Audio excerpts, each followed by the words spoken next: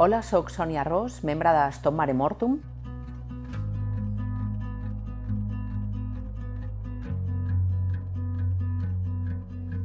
Treballem per evitar les morts a la Mediterrània i treballem per defensar els drets humans de les persones migrants i refugiades, tractant d'establir vies legals i segures perquè no arrisquin la seva vida al mar.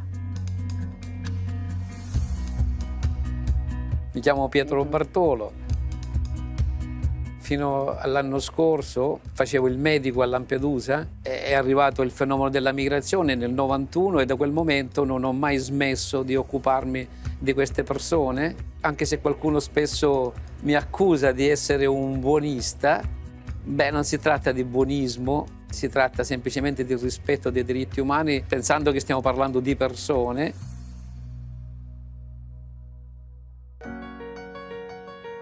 Preparant-me aquesta conversa, Pietro, pensava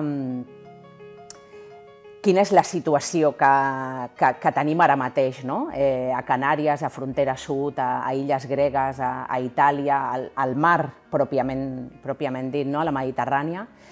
I pensava, molts activistes des de Catalunya i des d'Espanya estem vivint a Canàries, no sé si la situació li és familiar, imagino que sí, en el dia a dia em refereixo a que estem vivint com el capítol 1 d'una sèrie que ja hem vist a les illes gregues.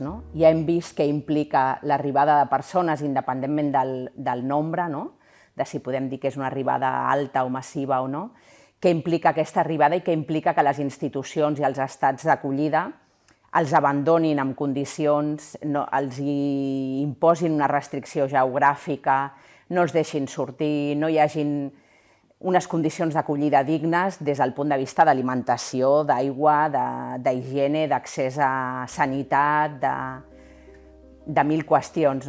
I tenim com la sensació d'estar veient una sèrie de terror de nou, que ja sabem com acaba a les illes gregues, que ja sabem com alimenta la xenofòbia, com alimenta el rebuig, com alimenta la desesperació, el patiment de les persones que es passen mesos i anys a les illes. I no sé com es veu des de fora d'Espanya això, no?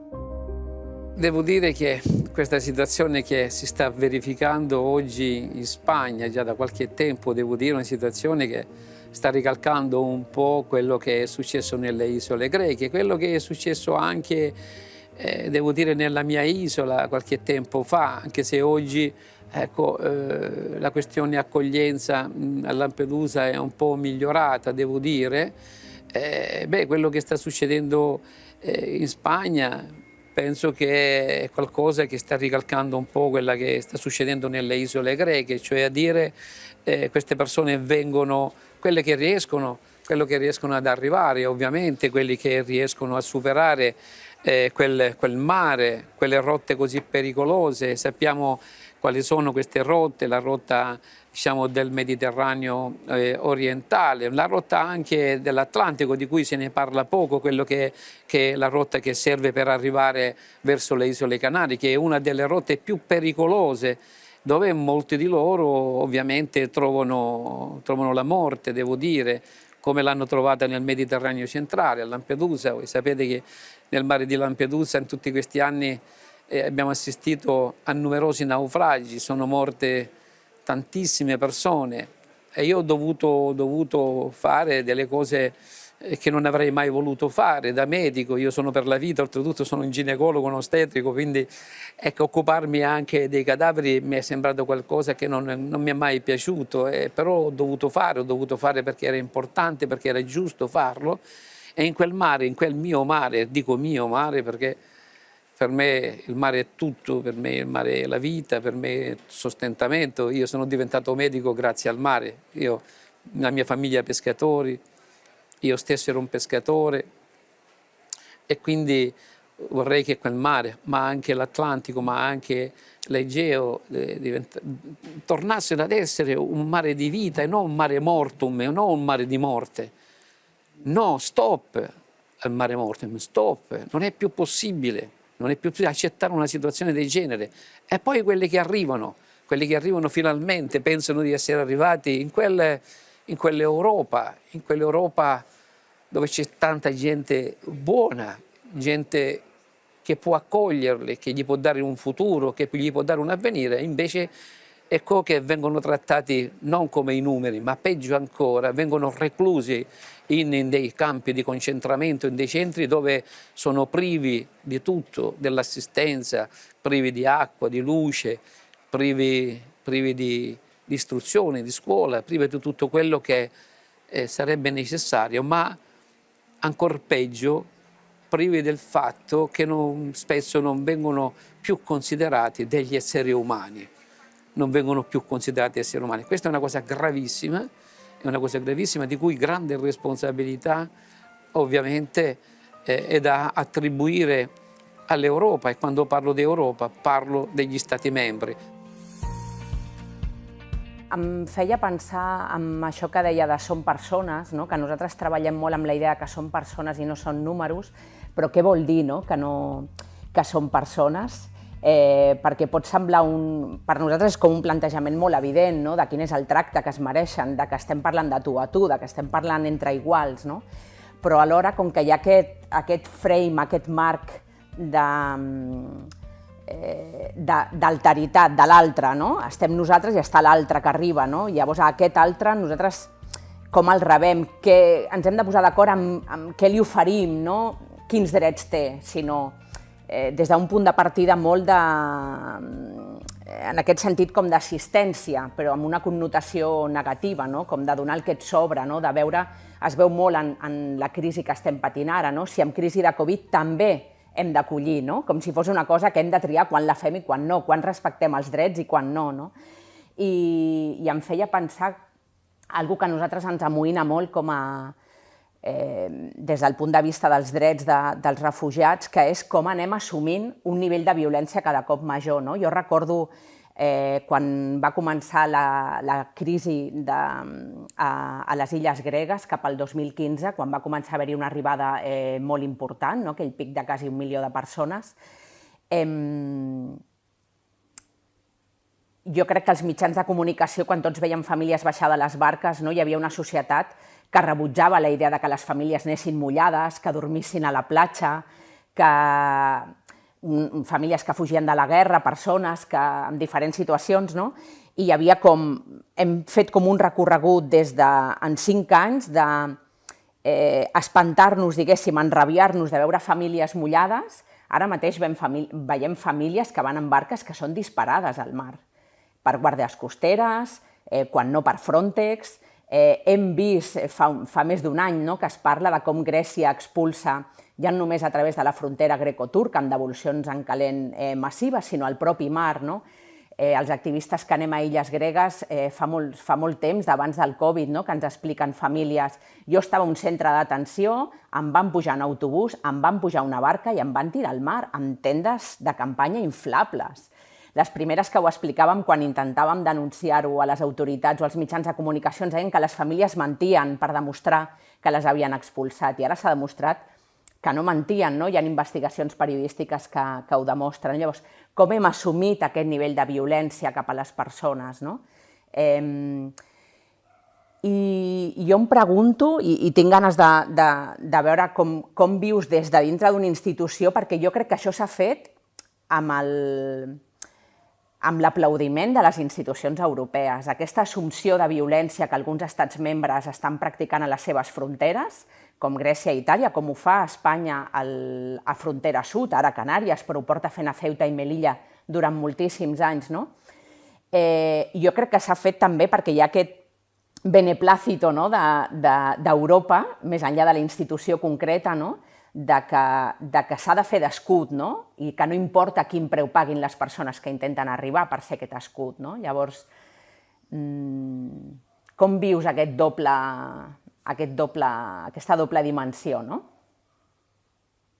Beh, insomma, io credo che per quanto riguarda tutto quello che hai detto, questo passaggio da un momento, l'ho vissuta in prima persona, fra l'altro nella mia isola, Lampedusa, dal che la popolazione e le istituzioni erano abbastanza, come dire, favorevoli, abbastanza sensibili al fenomeno delle migrazioni. D'altronde si parla di popoli che vivono nel mare, perché i paesi di primo ingresso sono paesi che stanno sul mare e noi sappiamo che i paesi di mare hanno una sensibilità particolare nei confronti delle persone che arrivano attraverso il mare.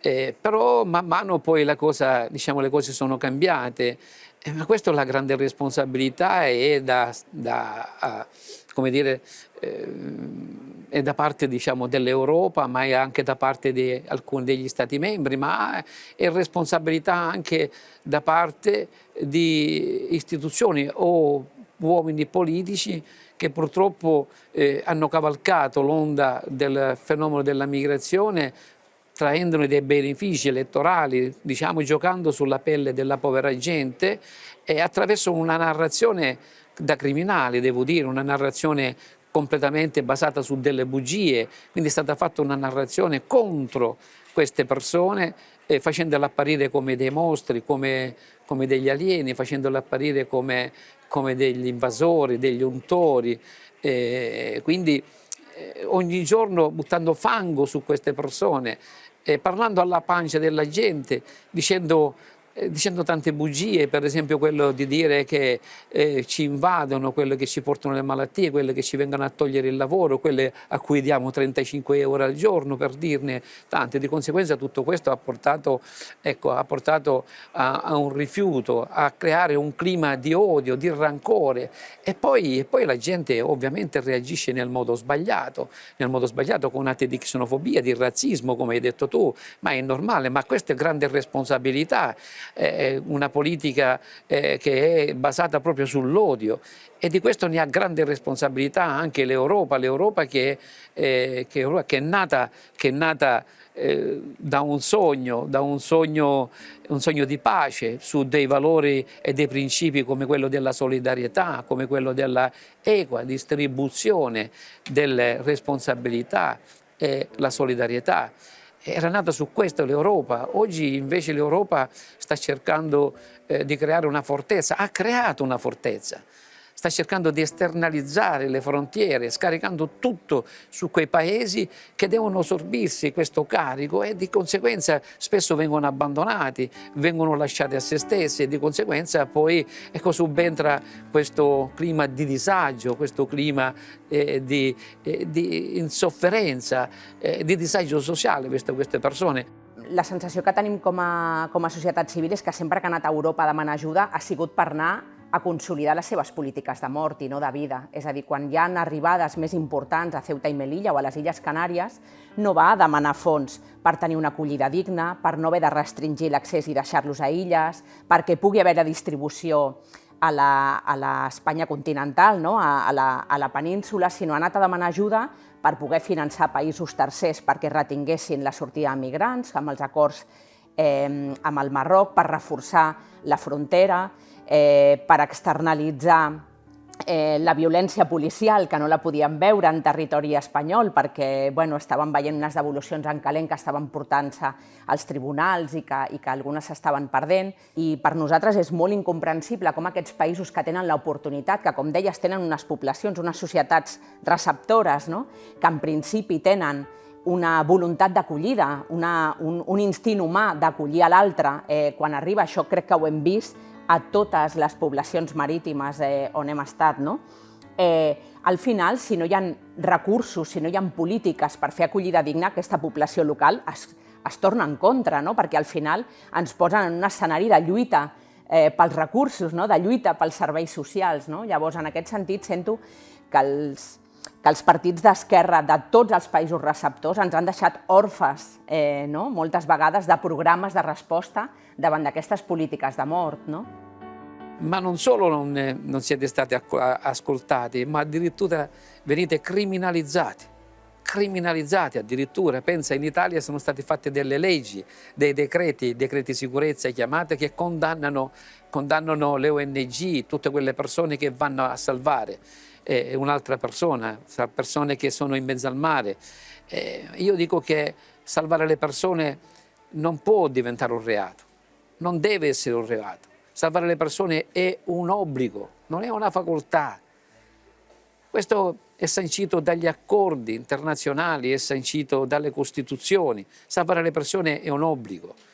E invece è diventato un reato. Pensa in Italia, chi salva una persona secondo quei decreti deve subire un processo, gli viene sequestrata la barca o piuttosto deve pagare delle ammende che arrivano fino a 1 milione di euro. Salvare delle persone è inconcepibile, è disumano, immorale devo dire, e quindi io credo che la vostra funzione è stata sempre veramente importante. Spesso venite accusati di essere in combutta con i trafficanti di esseri umani e spesso di questo, per esempio ultimamente anche la Mare Jonio è stata accusata di questo, che è un'altra nave delle organizzazioni umanitarie, delle ONG che operano insieme all'Open Arms, insieme al Sea-Watch, insieme ad altri nel Mediterraneo.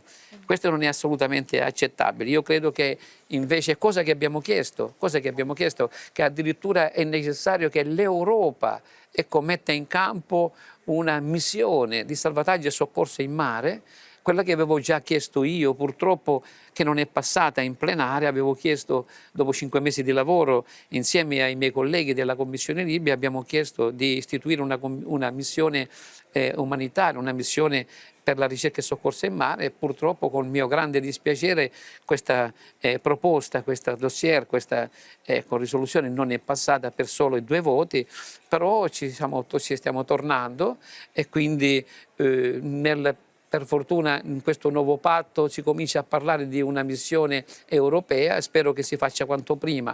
Però devo dire un'altra cosa pure, io credo che la soluzione non è quella di andare a salvare le persone in mare, che io credo che queste persone non devono attraversare il mare, queste persone non devono mettere neanche un piede nel mare.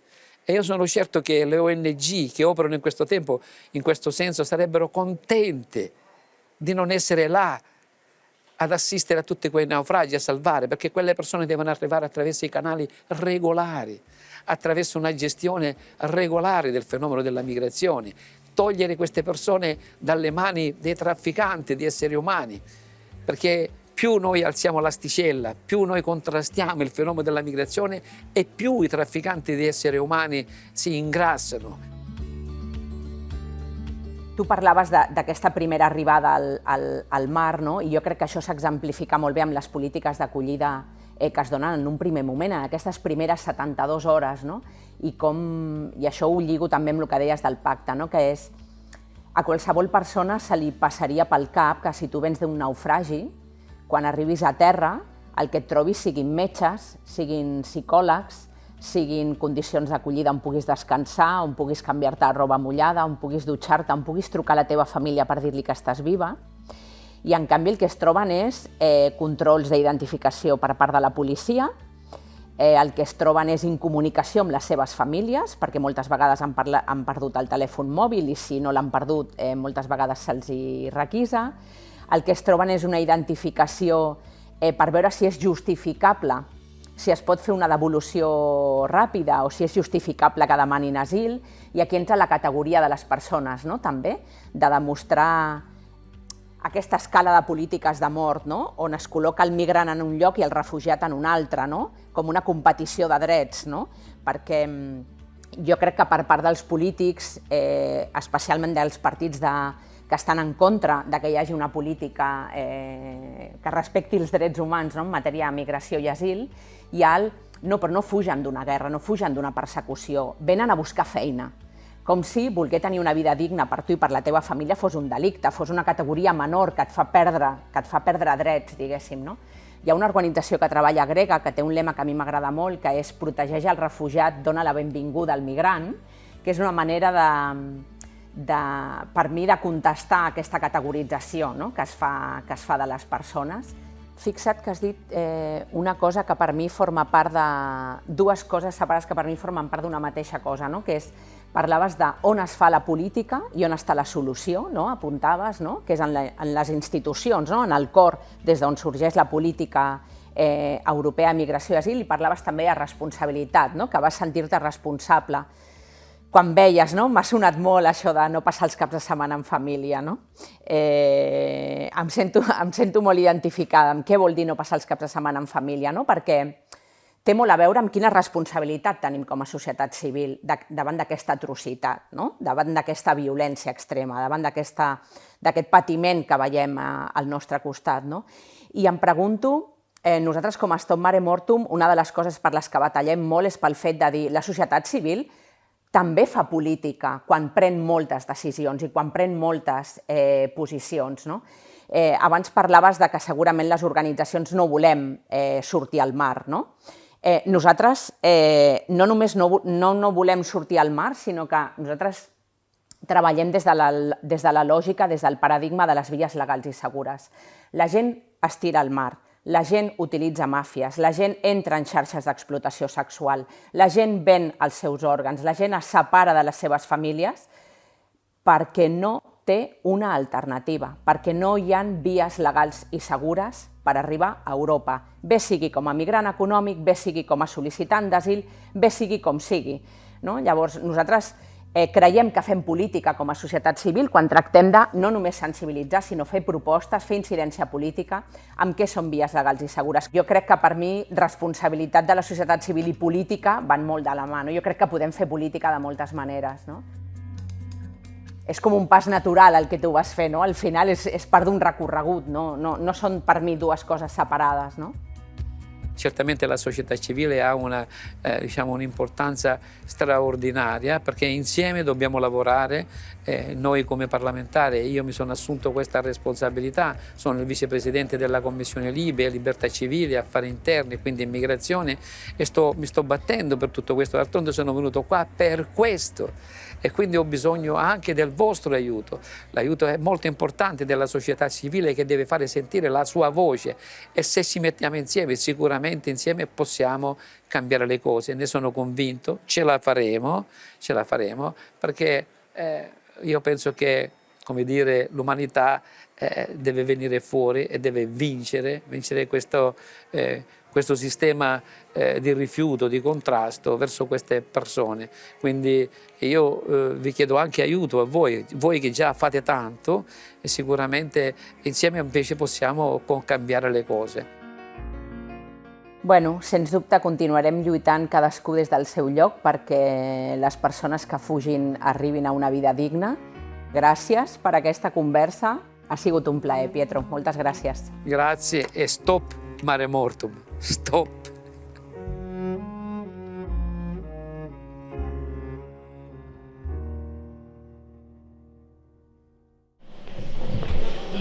Buenas noches a todos, muchas gracias por estar aquí. Agradecemos a Veus Europeas, a la sede del Parlamento Europeo en Cataluña, a la librería Bayrón por brindar este espacio. Agradecemos evidentemente a Sonia y a Pietro, que bueno, no ha podido venir, pero ahí teníamos un testimonio. Yo voy a empezar por una primera pregunta porque detrás de cada movimiento, detrás de cada asociación, detrás de cada ONG, siempre hay seres humanos, evidentemente. Y como estamos hablando de seres humanos, pues a mí me gustaría preguntar a Sonia, ¿cómo se pasa de ser un ciudadano común a convertirse en un activista? O sea, ¿cuál fue el clic? ¿Qué te motivó? ¿Qué viste? ¿Qué pasó en tu vida para que tú dijeras, hay que crear algo, hay que formar algo, tengo que entrar en esta dinámica, tengo que ayudar? Si nos puedes comentar un poquito. Bueno, gracias a los que estáis aquí y pensáis que vale la pena que charlemos un rato de esto. Yo creo que hay diferentes dimensiones. En mi caso, Stop Mare Mortum nace en 2015 cuando hay un naufragio en el canal de Sicilia y mueren 958 personas después de llevar 48 horas pidiendo auxilio a diferentes autoridades de salvamento marítimo, tanto de Italia como de Malta.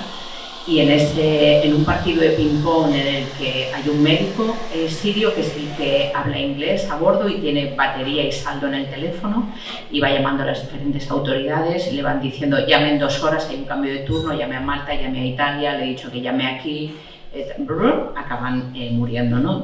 Cuando vemos eso en las noticias, un grupo como de 6, 7, 8 personas, no recuerdo ahora mismo, nos quedamos expresamente para ir a tomar algo y decir, pues qué onda, ¿no? Cómo no podemos mirar hacia otro lado, que ese yo creo que es un poco el clic también, ¿no?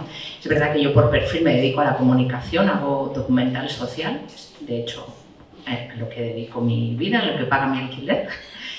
Y es verdad que pues ahí trabajo con temáticas sociales, por tanto yo ya venía con tengo como este background, pero el clic viene a través de ese naufragio, ¿no?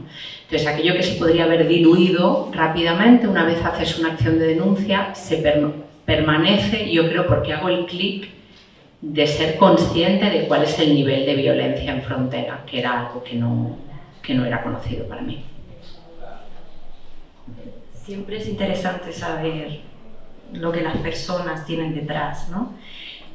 Yo he visto aquí, por ejemplo, ahora aquí en el documental, me lo he anotado como en 4 partes, lo he dividido en 4 partes. Yo también vengo de audiovisuales y más o menos nosotros hacemos una estructura, síntesis, ¿no? A ver, primero hay algo que me gusta mucho porque he venido a la primera conferencia, a las otras no pude, y veo un positivismo, hablando de los europeos, de los comunitarios, del contribuyente comunitario, cosa que no vi en la primera, o sea, en la primera era como un tira y afloja, ¿no?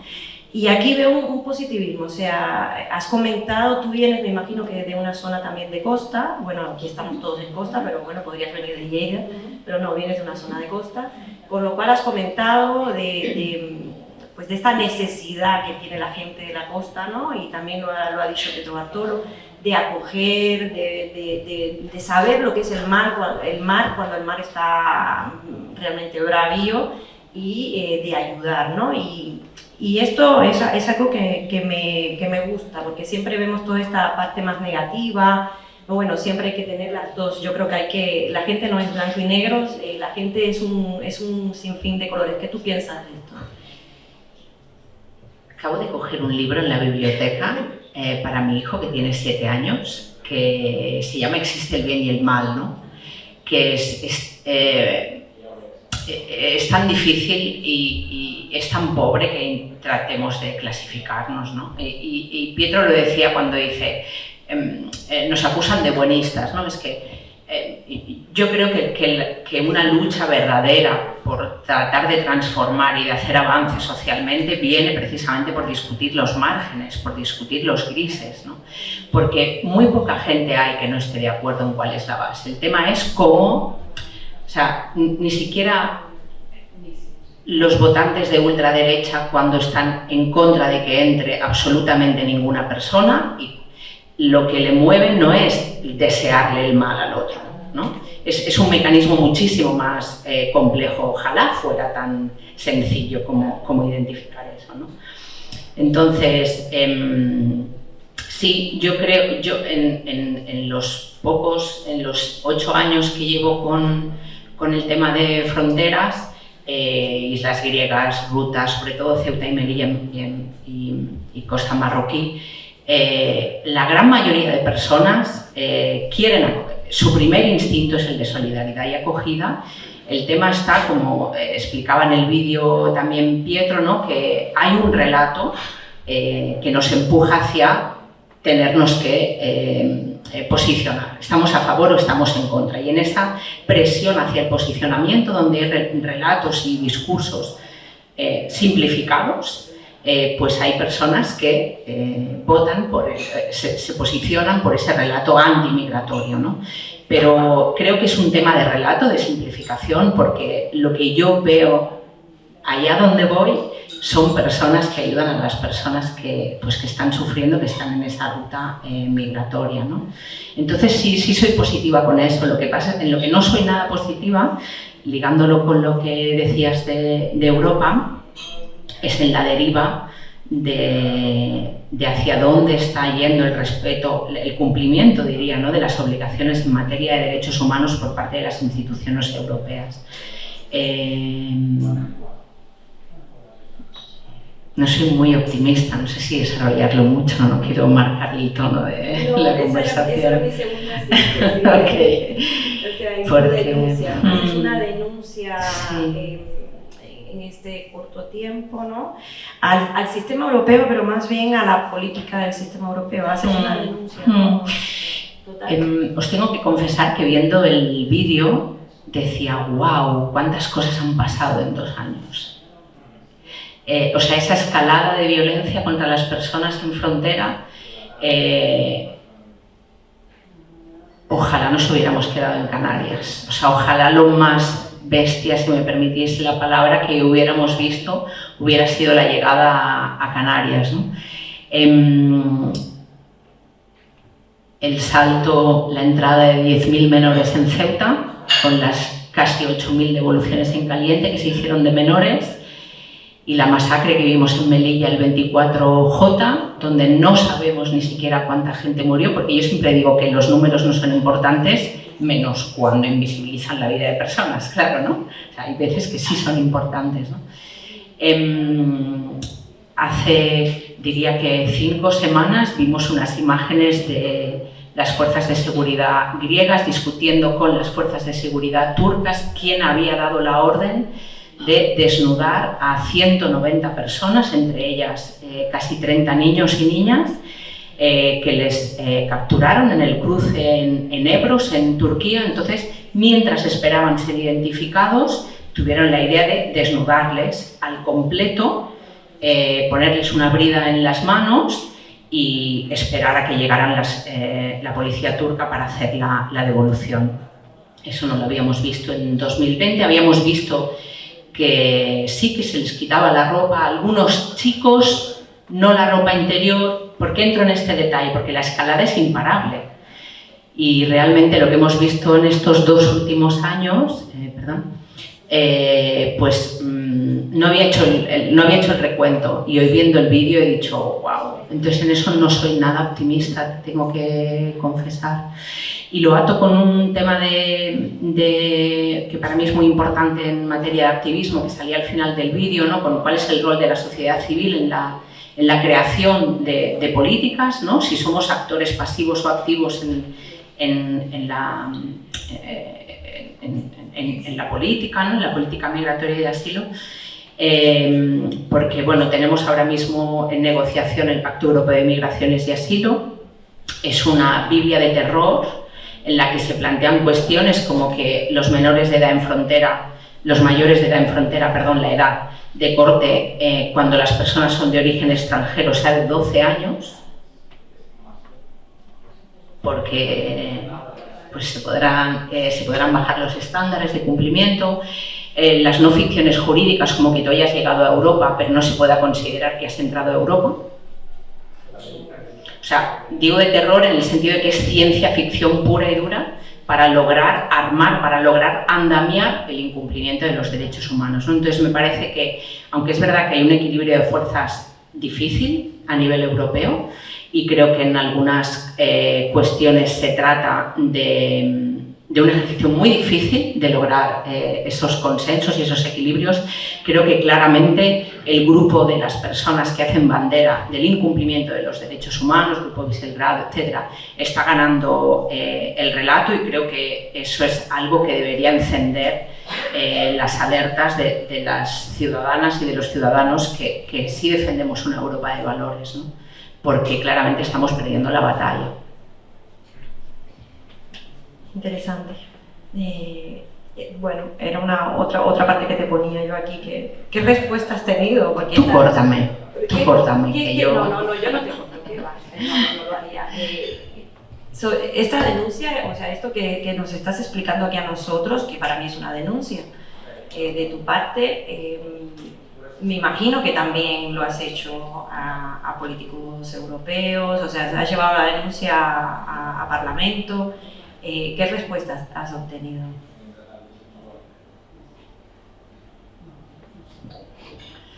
Yo creo que nadie quiere, supongo que nos pasa a todos en nuestra vida diaria, ¿no? Pero ninguno queremos admitir la autoría del mal relato, ¿no? Entonces, pues si tú te reúnes con los responsables de refugio y de migraciones del Ayuntamiento de Barcelona, pues el relato es: nosotros no somos una autoridad competente. Si tú te reúnes con las autoridades de la Generalitat de Cataluña, pues el relato es: nosotros lo haríamos, pero el Estado español no nos deja. Si tú te reúnes con el Ministerio de Interior, te dicen que Exteriores no les deja. Si te reúnes con es decir, hay una falta de valentía a la hora de decir: esta es la política migratoria que yo defiendo. Entonces, hay muy poca diferencia entre la respuesta que nos hemos encontrado en los diferentes colores de los diferentes partidos políticos que han ido pasando por Moncloa. Hay una homogeneidad bastante increíble, bastante sorprendente entre los diferentes partidos que han pasado por Moncloa y sus políticas migratorias y de asilo. En nada se diferencia la política de interior, lo hemos visto en Melilla, el ministro Marlaska directamente ha mentido sobre cuáles son los hechos, lo hemos visto en un reportaje de la BBC, no sé si habéis tenido oportunidad de verlo en las 2 últimas semanas. Y cuando vas a nivel, hablas con representantes en Bruselas o vas directamente a eurodiputados, el relato es: el juego de equilibrios es muy difícil, hay que negociar, por eso digo que vamos perdiendo, ¿no? Porque, fíjate, cuando decía Pietro el rol de las instituciones y hablaba, ¿no?, de nos acusan de buenismo, yo creo que, y os va a parecer que es un tema que se va un poco, pero que creo que es interesante abordar, que es los debates que las personas que defendemos los derechos, desde un enfoque de derechos humanos, la problemática migratoria y de asilo, los debates que no abordamos nosotros, la ultraderecha sí la aborda. O sea, los debates que nosotros no resolvemos y que simplificamos y tratamos de ocultar son caldo de cultivo para fake news, para rumores. ¿Qué quiero decir? Cuando Meloni hace 2 semanas, no sé si habéis tenido oportunidad de verlo, en esa escalada que yo decía antes, ha rechazado otorgar un puerto seguro a un barco, creo que, no sé si de SOS Mediterráneo, o un Ocean Viking, ahora no recuerdo era de nacionalidad, de bandera francesa. Durante 3 semanas no les han dado puerto seguro, había 300 personas a bordo, se había ya evacuado a aquellas personas con necesidades médicas urgentes y Meloni dijo no va a entrar, pues como hizo Salvini en algún momento, lo que pasa es que al final cedió. Macron ha querido darle un mensaje a Meloni de que no se le va a permitir que no haya puerto seguro, ¿no?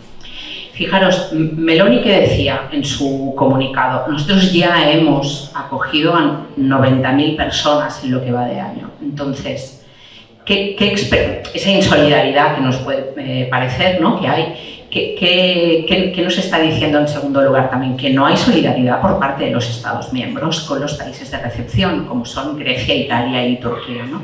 Entonces, si tú no abordas el debate de que los Estados miembros a nivel europeo, porque no hay un mecanismo de reubicación obligatorio, si os suelto algún tecnicismo me decís, y por tanto la solidaridad es a la carta, pues te puedes encontrar que hay responsables de gobiernos, en este caso como el italiano, pues que dicen no, yo hasta aquí, porque tiene razón cuando dice que solo ha conseguido reubicar un 8% de las personas que han llegado de forma ilegal a Italia, ¿no?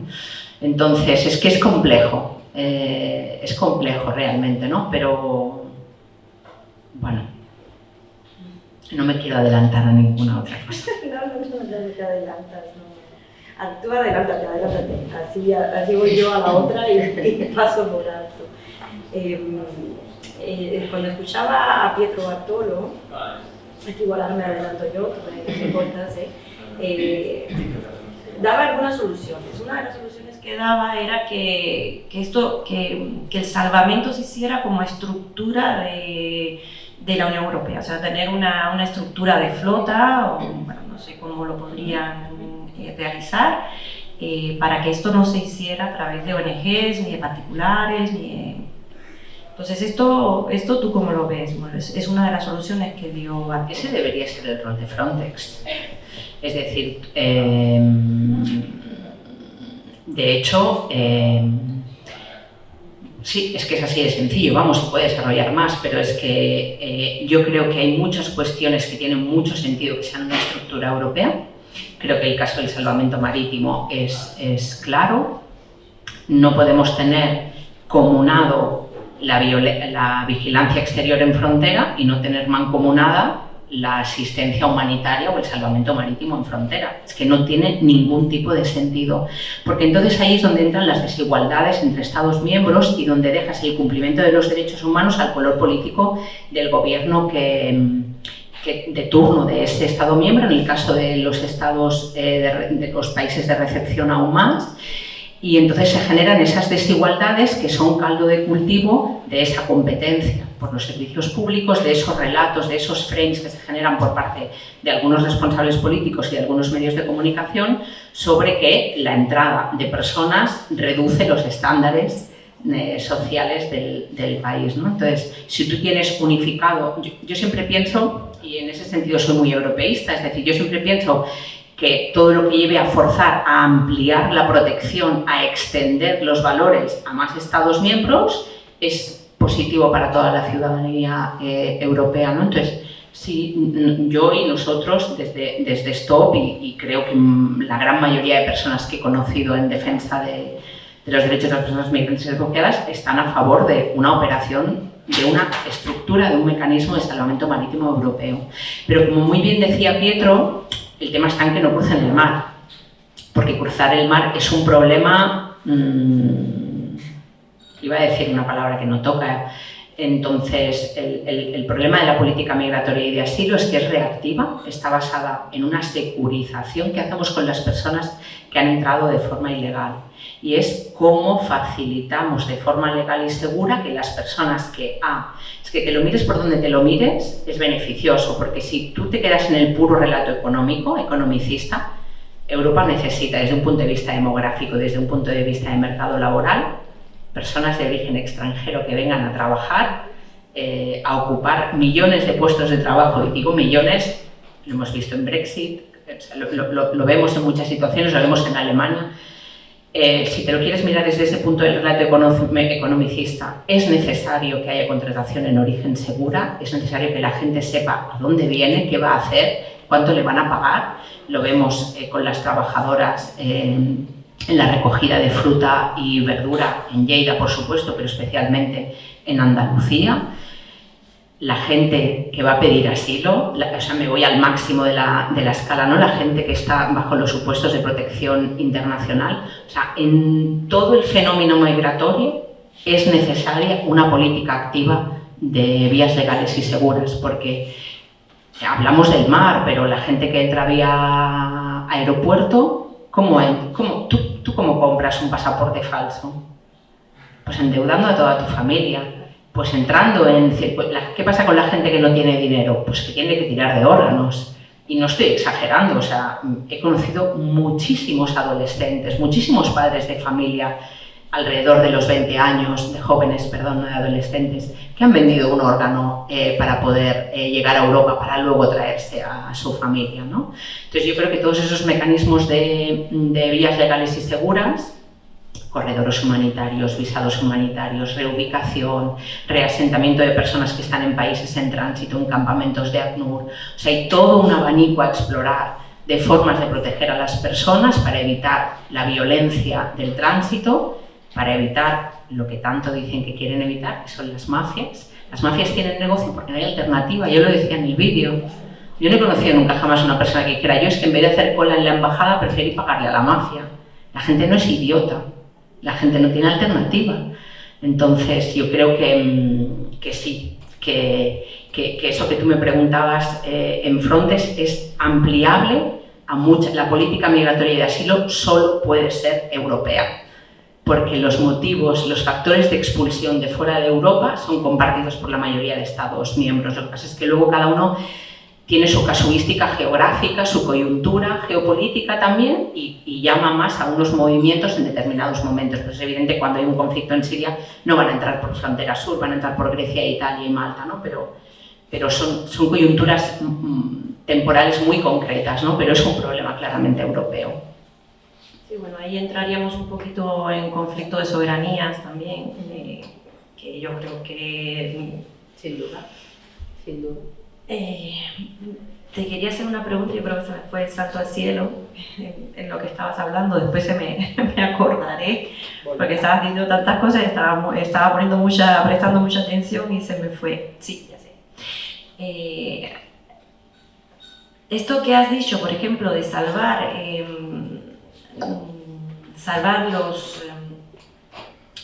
todas las cuestiones morales, los valores que tenemos aquí en este oasis que es Europa. Yo preguntaba también en la otra vez que vine y que escuché la participación, ¿por qué no podíamos exportar estos valores también que tenemos aquí? O sea, porque según yo también escuché cuando Pietro Bartolo, o sea, como tú bien has explicado ahora, daba esta solución, pero yo también entendía en lo que él estaba informando, igual ha sido un problema de traducción, entiendo bastante bien el italiano, pero yo entendía que también él decía que la gente no debía salir, o sea, que había que buscar también las causas de por qué la gente salía, ¿no? O sea, ¿por qué no tiene alternativa la gente? La gente no tiene alternativa en su país de origen, o sea, hay gobiernos corruptos, hay dictaduras, hay juntas militares, todos estos países realmente no deberían estar ni siquiera representados en las instituciones como Naciones Unidas, instituciones que supuestamente deben defender los derechos, los valores de la humanidad, ¿no? Y mi pregunta era, ¿por qué si tenemos todo esto que tenemos aquí, si somos además una comunidad que sí, como tú dices, sí hay una problemática que puede devenir negativa y que tenemos que estar al tanto de esa problemática también, pero que somos... en regla general, no quiero tampoco clasificar, como tú bien dices, no me gusta tampoco esto, pero en regla general somos generosos, aportamos, contribuimos al bienestar de muchos países del tercer mundo. De hecho, creo que que se dan millones de millones a estos mismos gobiernos en dinero desde el Consejo Europeo y desde los fondos de desarrollo del tercer mundo. Entonces, a mí me gustaría, y esto ya es algo personal, si se le pudieran dar estos fondos, yo sé que esto es peor que todo lo que has explicado y todos los bloqueos que has tenido tú, si le pudieran dar esos fondos realmente a la sociedad civil, ¿sabes? Para que todas estas personas pudieran emprender. Esto es un idealismo, esto es como el Imagine de John Lennon, Sinceramente creo que no. Vuelvo a eso porque me has hecho pensar en una cosa interesante sobre cooperación al desarrollo, pero fíjate, yo creo que, no sé qué pensáis vosotros, pero yo creo que en política migratoria se hace muy evidente, no sé si más que en otras, la necesidad de transversalizar ciertas cuestiones. Es decir, lo que tú no puedes hacer, por un lado, es decirle a los senegaleses que no vengan, porque aquí no hay trabajo para todos, pero luego pescarles, iba a decir, es que yo soy muy mal hablada, pero iba a decir otra palabra, en su santa cara, y llevarte todos los recursos naturales que hay en sus mares, y por tanto dejar sin empleo y sin futuro a toda una generación de pescadores, de hombres especialmente, ¿no? Entonces, claro, si tú no tienes coherencia en tu política pública de exteriores, lo que no puedes luego decir es, no, yo soy un oasis, como decía Borrell, ¿no? Nosotros somos un jardín y nos tenemos que proteger de la selva. Bueno, no siembres tú en la selva. Quiero decir, si tú expolias recursos naturales, si tienes tratados de comercio que son cero favorables para los países en origen, pues las personas luchan por tener un futuro mejor, igual que lo harías tú. Entonces, es que es complejo, porque se ha tardado, fíjate, en cooperación antes decía sobre mi trabajo, ¿no? Me dedico a la comunicación social, especialmente en cooperación al desarrollo, ¿no? A comunicación, lo que ahora llamamos comunicación para la justicia global. Y es interesante también todo este recorrido del lenguaje porque significa cómo hemos ido introduciendo todas las cuestiones que de forma transversal afectan esa cooperación al desarrollo, ¿no? Porque sí es posible inyectar fondos a la sociedad civil para que emprenda, también en materia de derechos humanos, no solo en materia económica, ¿no? Y aquí va más específicamente lo que tú preguntabas de si era posible, ¿no? La Agencia Catalana de Cooperación al Desarrollo tiene un programa que se llama Fondo de Mujeres, en Senegal. O sea, nos meto un rollo de cooperación al desarrollo, pero básicamente en cooperación al desarrollo tú presentas como ONG catalana un proyecto en el que puedes o no tener una contraparte en el país de origen, en este caso en Senegal. En Mali también se hace, entonces se presenta un proyecto con una burocracia brutal que tiene que ver con millones de cuestiones, que tienen que ver con la transparencia de la transferencia de fondos, una serie de cosas necesarias, otras quizás no tanto. Y lo que se ha visto a largo plazo es que cuando se retiran los fondos es difícil tener indicadores cualitativos del impacto que se ha tenido en materia de derechos humanos. Y ahora se están haciendo en los últimos 5 años una serie de proyectos de inyectar directamente fondos en activistas, en personas que emprenden, por eso digo que es específicamente en materia de derechos humanos, ¿no? En el caso de Senegal es un fondo de mujeres que tienen 2 prioridades, acabar con la violencia de género y acabar con la mutilación genital femenina, y se ha visto que los resultados a medio y largo plazo son infinitamente más sostenibles que aquellos que consisten en ir a hacer una campaña contra la mutilación genital femenina e irte. Pues aquí hay todo un movimiento, por ejemplo, de chicas que van a las mezquitas y reparten y hacen sensibilización sobre por qué no tiene que haber violencia de género en casa, por ejemplo, ¿no? Son transformaciones culturales que son mucho más sostenibles. Pero el problema de la coherencia es complejo, porque lo que tú no puedes es tratar de avanzar en un sentido si en el otro estás alimentando el sentido contrario, ¿no? Y eso Europa lo hace en bastantes cuestiones, la verdad. Eso es lo que yo he visto y por eso te lo preguntaba, porque sabía que me podías dar una respuesta mucho más desarrollada. Iba a decir desenvolupada, mira cómo estoy. También en este sentido, por ejemplo, ahora me has especificado el tema de ir directamente a activistas, o sea, darles este apoyo monetario y de toda índole en derechos activistas, porque sabemos que en las dictaduras la mayoría de las asociaciones civiles forman parte de la dictadura, porque así reciben los fondos, no los reciben solamente como gobierno o supuesto gobierno, también lo reciben evidentemente por sus asociaciones que van buscando por dónde entrar el dinero. Entonces, esto, ¿cómo podemos hacer? Porque yo imagino que esto es una problemática que todos tenemos. O sea, a mí no me gusta ser cómplice ni de dictaduras, ni de esta problemática migratoria, ni de que la gente tenga que irse de su casa. A mí me gusta ayudar. Yo entiendo que se debe ayudar a los inmigrantes, a los asilados, o sea, que se tiene que devolverle la dignidad a las personas, pero tampoco me gustaría ser cómplice de todos estos gobiernos que lo que hacen es tirar al mar a toda su población juvenil, dejando al país sin futuro ninguno. Porque claro, o sea, ¿quiénes se quedan en casa? Pues se quedan los abuelos, se quedan los padres, se queda gente que no puede desarrollar el país, que no puede hacer nada, con lo cual son... Llegan los más fuertes. Exacto, son caldo completo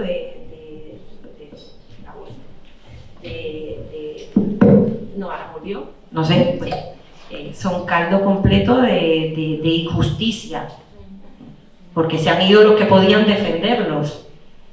Me estoy yendo, yo no tengo ni idea de cómo se hace eso, ¿sabes por qué? Y quiero ser honesta con eso, porque nosotros nos lo planteamos mucho en el caso de Marruecos, ¿no? Porque este relato creo que puede ser compartido de no queremos ser cómplices de responsables políticos pues que machacan a su sociedad, etc. Pero no, vuelvo otra vez a la dificultad de categorizar, ¿no? Porque fíjate, cuando pasa eso en Marruecos, nosotros decimos, Marruecos no ha desplegado, no ha firmado algunos protocolos, no ha firmado el protocolo de derechos humanos, no ha desplegado una política activa como se viene comprometiendo no entro en rollo de tratados. Tiene mucho camino por hacer. Pero claro, cuando tenemos que negociar con ellos otras cuestiones, ya no entro solamente en la última cuestión que ha habido con el Sáhara, ¿no?, sino hablo puramente de recursos energéticos, pues hay que dar cosas a cambio. Esas son las negociaciones geopolíticas, ¿no? Esa es una parte de la política, ¿no? Entonces, claro, ahora sí que nos parece que podemos externalizar frontera porque sí que hay un cierto cumplimiento de derechos humanos. Entonces, esa doble moral hace que, bueno, ustedes dicen que no quieren ser cómplices en algunas cuestiones, en otros no les importa ser cómplices, ¿no? Entonces yo ahí veo una dificultad. No siempre hay dificultad, no siempre hay ambigüedad, hay veces que son casos muy claros, ¿no? Y el ejemplo que tú ponías de las asociaciones, en muchos países hay una dificultad tremenda de trabajar con sociedad civil, porque la mayoría de organizaciones que llegan a tener contacto internacional son cómplices de los gobiernos. Entonces, eso es una realidad, y muchas veces de ahí el valor de cooperar al desarrollo desde otra lógica, ¿no? Porque igual que las personas que llegan son las más fuertes, las ONGs que tienen contactos internacionales tienen estructuras más sólidas, no siempre son las que tienen un contacto más real, más directo con aquellas necesidades de las personas más vulnerables en ese país, ¿no? Ahí están donde están las dificultades. Pero, bueno, me remito a lo que decía al principio. Yo no lo sé, veo la preocupación, no veo la respuesta, ¿no? Pero sí veo la preocupación. Pero me parece que se podría hacer bastante más de lo que se hace, porque en las negociaciones las personas nunca están en el centro de lo que se quiere proteger, ¿no? Los intereses económicos suelen estar por encima de los intereses y el cumplimiento de los derechos humanos, como punto de partida, ¿no? Luego hay grandes excepciones.